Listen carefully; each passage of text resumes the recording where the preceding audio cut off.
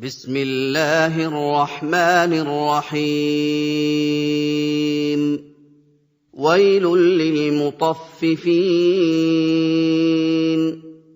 الذين إذا اكتالوا على الناس يستوفون وإذا كالوهم أو وزنوهم يخسرون ألا يظن أولئك أنهم مبعوثون ليوم عظيم يوم يقوم الناس لرب العالمين كلا إن كتاب الفجار لفي سجين وما أدراك ما سجين كتاب مرقوم ويل يومئذ للمكذبين الذين शुरू अल्लाह के नाम से जो बड़ा मेहरबान निहायत रहम वाला है। नाप और तोल में कमी करने वालों के लिए खराबी है। जो लोगों से नाप कर लें तो पूरा लें और जब उनको नाप कर या तोल कर दें तो कम दें। क्या ये लोग नहीं जानते कि उठाए भी जाएंगे, यानी एक बड़े सख्त दिन में, जिस दिन तमाम लोग रब्बुल आलमीन के सामने खड़े होंगे। सुन रखो कि बदकारों के आमाल सिज्जीन में हैं, और तुम क्या जानते हो कि सिज्जीन क्या चीज है? एक दफ्तर है लिखा हुआ। उस दिन झुटलाने वालों की खराबी है। الذين يكذبون بيوم الدين وما يكذب به إلا كل معتد أثيم إذا تتلى عليه آياتنا قال أساطير الأولين كلا بل ران على قلوبهم ما كانوا يكسبون كلا إنهم عن ربهم يومئذ لمحجوبون ثم إنهم لصالو الجحيم ثم يقال هذا الذي كنتم به تكذبون كلا إن كتاب الأبرار لفي عليين وما أدراك ما عليون كتاب مرقوم يشهده المقربون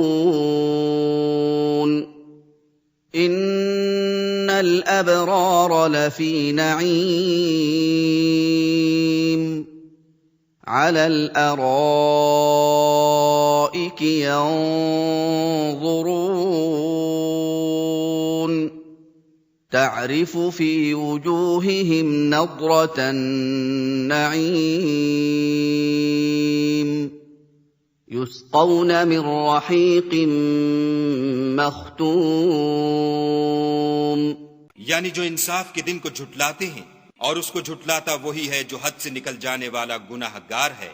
जब उसको हमारी आयतें सुनाई जाती हैं तो कहता है ये तो अगले लोगों के अफसाने हैं। देखो ये जो आमाल बद करते हैं उनका उनके दिलों पर जंग बैठ गया है। बेशक ये लोग उस रोज अपने परवरदिगार के दीदार से ओट में होंगे, फिर दोज़ख में जा दाखिल होंगे। फिर उनसे कहा जाएगा ये वही चीज है जिसको तुम झुटलाते थे। ये भी सुन रखो कि नेकुकारों के आमाल इल्लीन में हैं, और तुमको क्या मालूम कि इल्लीन क्या चीज है? एक दफ्तर है लिखा हुआ जिसके पास मुकर्रब फरिश्ते हाजिर रहते हैं। बेशक नेक लोग चैन में होंगे, तख्तों पर बैठे हुए नजारे करेंगे। तुम उनके चेहरों ही से राहत की ताजगी मालूम कर लोगे। उनको शराब खालिस सरबमोहर पिलाई जाएगी। ختامه مسك وفي ذلك فليتنافس المتنافسون ومزاجه من تسنيم عينا يشرب بها المقربون إن الذين أجرموا كانوا من الذين آمنوا يضحكون وإذا مروا بهم يتغامزون وإذا انقلبوا إلى أهلهم انقلبوا فكهين وإذا رأوهم قالوا إن هؤلاء لضالون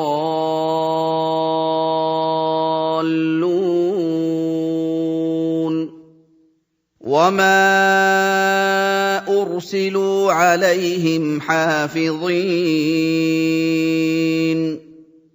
فاليوم الذين آمنوا من الكفار يضحكون على الأرائك ينظرون هل ثوب الكفار ما كانوا يفعلون जिसकी मोहर मुश्क की होगी तो नेमतों के शायकीन को चाहिए कि उसी से रग़बत करें और उसमें तस्नीम के पानी की आमेजिश होगी। वो एक चश्मा है जिसमें से खुदा के मुकर्रब पिएंगे। जो गुनाहगार यानी कुफ्फार हैं वो दुनिया में मोमिनों से हंसी किया करते थे और जब उनके पास से गुजरते तो हिकारत से इशारे करते और जब अपने घर को लौटते तो इतराते हुए लौटते और जब उन मोमिनों को देखते तो कहते कि ये तो गुमराह हैं, हालांकि वो उन पर निगरां बनाकर नहीं भेजे गए थे। तो आज मोमिन काफिरों से हंसी करेंगे और तख्तों पर बैठे हुए उनका हाल देख रहे होंगे। तो काफिरों को उनके अमलों का पूरा पूरा बदला मिल गया।